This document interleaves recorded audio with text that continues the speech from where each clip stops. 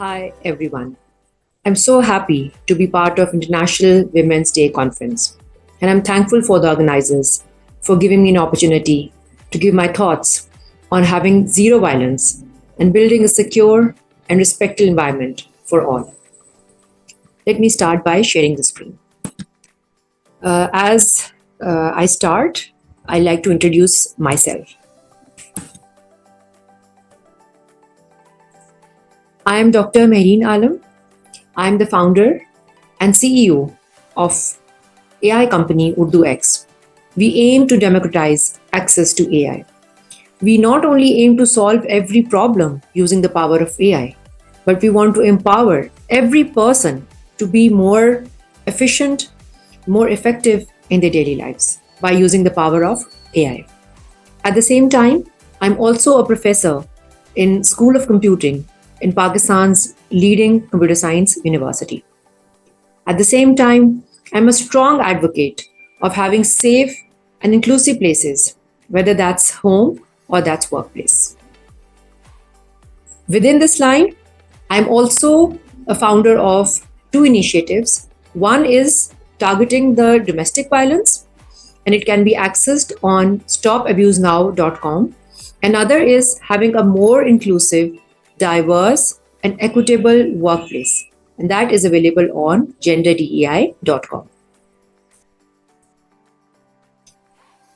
Let me share a few scenarios, and I'll walk you through how each scenario can be addressed by having more awareness at the individual level, by taking action at an individual level, and then together at the national level or at the societal level or at the international level, how we can make certain steps so that we go towards zero violence, whether that's home, that's workplace, that public place, or that's any other place in the world. So, street harassment in public places. Nina's story, she's feeling unsafe because the people around in the public transport, they harass her. Bystanders are silent and they don't know what to do. She's also scared to speak up because she does not want to get people to know that she's been harassed. What can be done with it? Such sort of violence is very common, not only to Nina, but millions or billions of people around the globe. What can be done is that the city can launch bystanders campaign so that they are empowered to take action on behalf of someone who is just not able to speak up for themselves. Or maybe they can also have an AI-driven app that connects the victims to the authorities directly. So they can record audios, videos, and have evidence right there. So such sort of environment, such sort of steps would definitely make places like these much safer for everybody. Or let's come to schools, whether that's bullying or that's cyberbullying. Our children can be target of bullying in different forms. But what can we do? First, school can have an anti-cyberbullying policy or anti-bullying policy that not only creates awareness amongst everybody who's in part of the school, the students, the teachers, the administration, but also make sure there are certain steps that are taken if any child is found a target of bullying or cyberbullying. They have reporting mechanism. They also give emotional support. Or just come to someone who's at the most comfortable, supposedly a most comfortable place in the world. That is your home. A mother of two, she's a victim of domestic violence by her own partner. Who does she turn to? She's scared that her family might not support her or the government might not support her. For this, the first thing is that government needs to have legal procedures, legal framework in place. Then they need to have all the institutional support, whether that's the investigation agencies, that's the police, That's the shelter homes. And they also need to link all of these services to the victims so that in case they feel that they need help or they need a shelter or they need a exit plan, they have that. You can use a system like Stop Abuse Now, my initiative, that definitely helps you identifies what stage of abuse you are in and then guides you accordingly.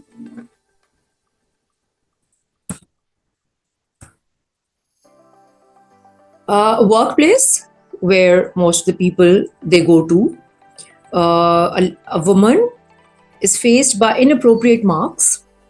She feels uncomfortable in certain environment. Her boss makes us uncomfortable, the way he looks at her or the way he remarks at her. What to do? Because she fears that she might need to switch the job or there's a social stigma attached to it. So what you can do? Company can have a vivid anti-harassment policy. Everybody is trained on not being abusive towards their peers, whether that's their seniors or their juniors. There's a culture of respect. They also have trainings on emotional intelligence, that powerful is the one who empowers the other person. Powerful is not the one who belittles the other person. So having a more safer place leads to better productivity overall. Let's look at the example of an elderly care, where an elderly person is a target of abuse. So even a place like that where their family has left them for a support, they are just not safe over there. If the person complains, their complaints are not heard or they're not taken to the upper management. What to do? Well, you need to have first of all, the whole retraining needs to be done for the whole staff. Then there needs to be a proper mechanism where the reporting is done from the victim to the relevant authorities. And that's very easy. That does not require another person's communication. For this, the use of AI can come. The use of phone calls or mobile phones can come. Or probably they could be monitored using CCTV cameras. Or they could be allowed to take some audio clips, recordings.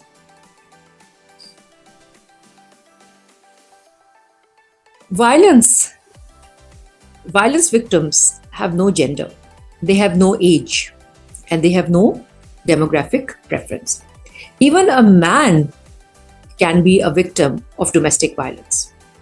So a man is fearful that if he puts up the case, then how will people perceive it? Nobody will trust him. So what to do? Well, again, domestic violence cases should be equal for everybody, accessible for everybody, regardless of the age, regardless of the gender, regardless of the social class that they belong to. Even it's a work culture where a person is pressurized to work extra hours, and if he does not, then he's pressurized, then he might need to quit the job or face other consequences.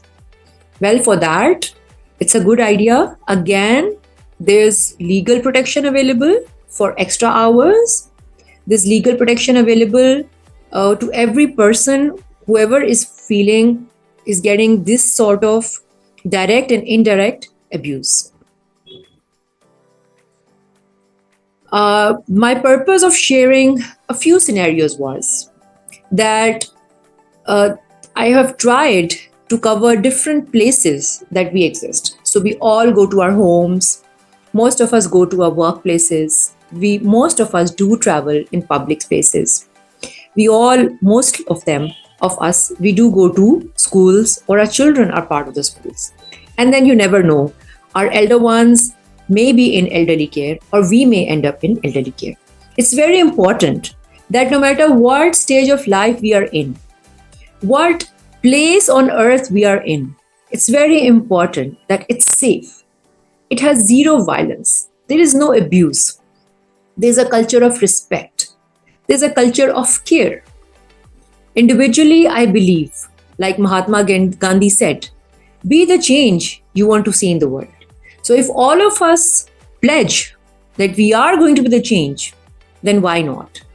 Like Helen Keller said, individually, we can achieve so less. Together, we can do so much. I'm very hopeful that if we all take the pledge today, from tomorrow onwards, there will be zero violence and abuse in the world. Thank you so much.